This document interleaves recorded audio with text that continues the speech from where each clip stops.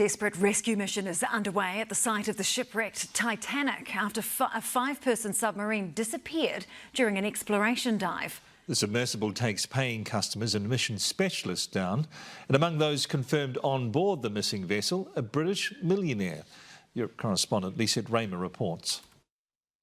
It was a mission to explore the rusty wreckage of the Titanic, the most infamous of all maritime disasters.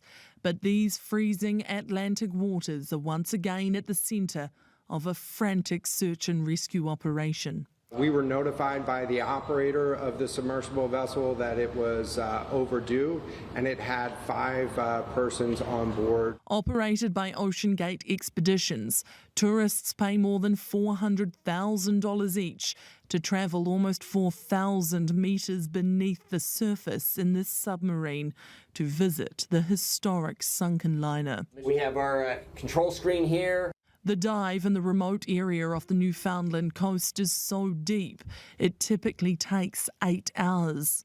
We really are focusing on the science around it. We want to document what the wreck is like now and also try to predict what it'll be like in the future. The submarine left for its latest 8-day expedition on Friday and should have been pinging a safety message back every 15 minutes.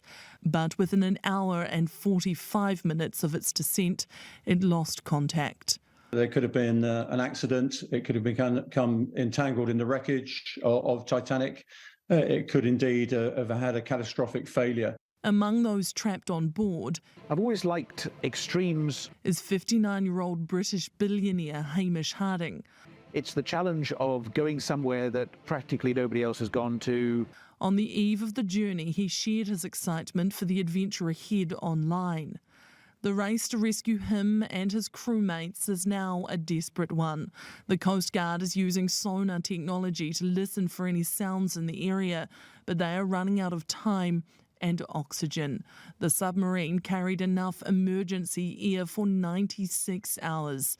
It's estimated they would have used almost half of that by now.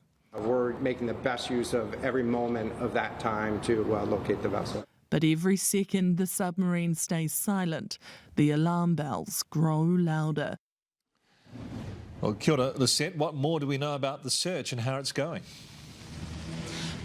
Well, it is an incredibly complicated operation, Mike, not just because of how remote this area is, but because the search and rescue teams require specialist vessels to get deep enough, and they are not readily available. We know now that the National Guard is also involved. It is scanning the surface of the water in case the submarine has re-emerged. And we've also learnt that a French explorer, as well as a father and son from Pakistan, are also passengers on board. Lisette, tēnā koe.